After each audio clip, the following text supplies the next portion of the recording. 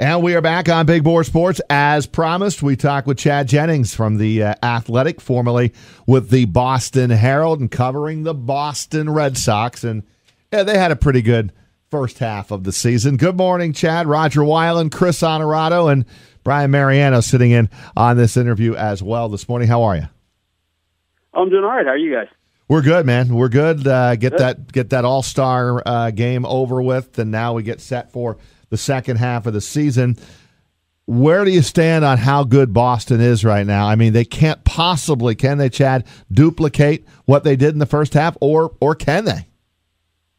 Well, I mean, to me, a lot of it's going to depend on health. You know, they're really dependent on the front end of that rotation. You know, if they don't, David Price has been a little bit up and down. Rick Porcello's been a little bit up and down, but ultimately more good than bad out of those two.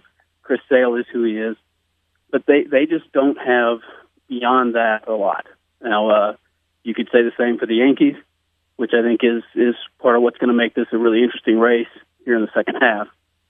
As far as, the runs they're scoring and everything, I don't know. That seems fairly sustainable. I don't know that Mookie Betts is going to be this good in the second half, but he's good. And, Moreland's playing well, Bogarts, and they're surely going to get more out of the bottom of the order than they have so far. Boston is 68-30, Yankees 62-33. Obviously a two-team race the rest of the way. Do you think this will be close the rest of the way, or do you think Boston, with the way they played and what you just said about the second half, do you see them pulling away from this Yankee team? No, I think it's going to be close, but part of the reason I think it's going to be close is that I think the Yankees have a move in them. I think the Yankees have such a strong farm system that I think they're ready to. I think they could go get somebody that's a difference maker, and that's going to be harder for the Red Sox to do.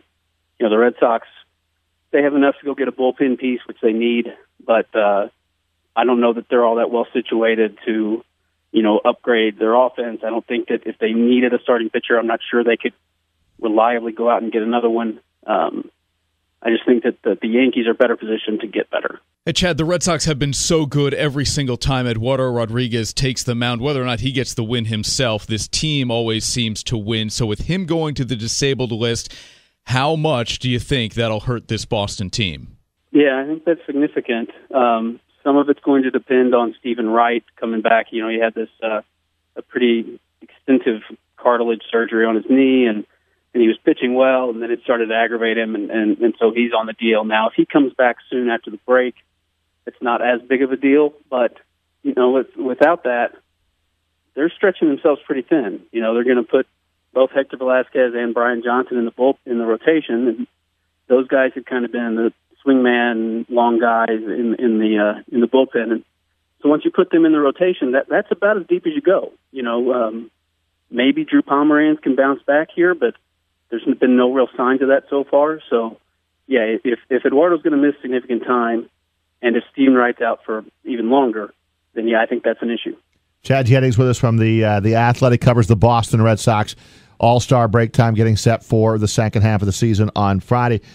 Chad, do you think they'll stand still at the trading deadline, or do you think they will make some move? No, I think they'll make a move. I mean, it's a Dave Dombrowski team. Yeah, right. Dombrowski's not one to not make a trade. And Dombrowski has historically gone after, and he knows that he can get a bullpen piece. And I think that's, not a given, but I think you could pretty well bank on it. He's going to get some sort of reliever to come in and help out. Because, Joe Kelly was really good at the beginning, but he's really faded. Matt Barnes has had a nice year. Craig Kimbrell obviously is who he is. But they need something there to help bridge that gap. And I think he'll be able to find that. I don't know that they will be able to get like a Brad Hand type. I don't know if they can get the very, very high end guys who are out there, but I think they'll get an impact arm. But I wouldn't expect a whole lot more than that. So many people say Mike Trout, of course, is the best player in baseball, but if you look at the numbers and if you look at the impact that Mookie Betts is having, he's got an argument this year to be not only the best player in the American League, but maybe the best player in all of Major League Baseball. Is he right now your MVP? He's going to have some competition from a teammate of his in J.D. Martinez. No, only because I think Mike Trout's that good. Right now they're basically neck and neck. But just if you want to go with who could pull away in the second half. It's hard to bet against Mike Trout right now. He's just such a good ball player. Now, if Mookie keeps this up, the Red Sox finish with a really great record again, and cruise into the playoffs, and the Angels miss the playoffs again. I think that some voters will certainly hold that against him, that his team wasn't as good. He hold that against Mike Trout. But right now, I just certainly Mookie could win the MVP. I don't at all think that's out of the question, but I just think if right now to assume that he's going to be the MVP, I wouldn't go that far, only because, Mike Trout's also having another great year. You look at the two managers, Chad, Aaron Boone, rookie manager, never managed before. You look where the Yankees are, and then you got Alex Cora in Boston, rookie manager, never managed before. How impressed are you with what you've seen from Cora, both not only, with his managerial moves that he's made, but how he has dealt with being a manager in a city that cares a little bit about their baseball team? Yeah, what Alex has done really well is he really blends the sort of new wave analytics, a focus on, matchups and some stats that we're not even seeing, some proprietary stuff that they have. Does a good job of mixing that with a very personable and emotional connection to the game. I mean, he's in the clubhouse playing cards with guys, playing dominoes, sitting around with players watching the World Cup. You didn't see that at all when the John Farrell.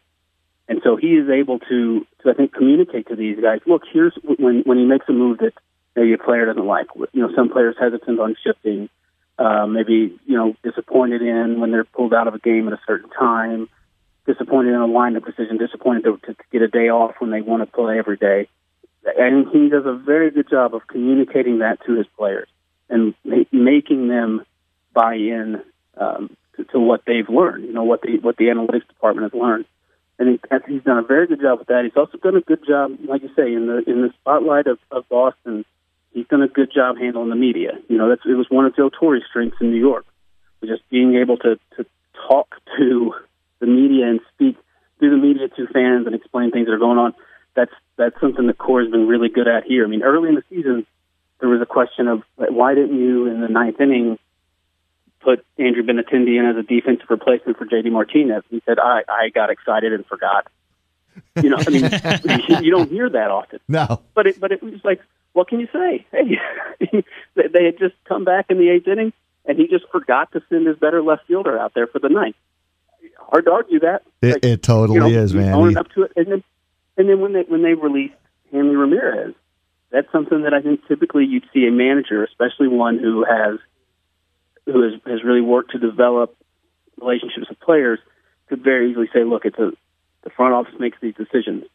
The Red Sox basically immediately came out and said, yes, the front office makes these decisions. It was the GM's choice. It was Dombrowski's choice, but it was in consultation with Alex Cora, who recommended that we do it. And again, that's just not hiding behind the front office. That's taking responsibility for what's happening with that team and in the clubhouse, and I think that's gone a long way here. No question. Seems like he got the right demeanor, the right personality to handle just about anything that is thrown his way. And it's all been pretty darn good in the first half, as has been the case with Aaron Boone and the Yankees. Chad, appreciate a few minutes. Continued success with the Athletic, and we'll talk to you down the stretch here in the second half of the season. You got it, Arch. Thanks so much.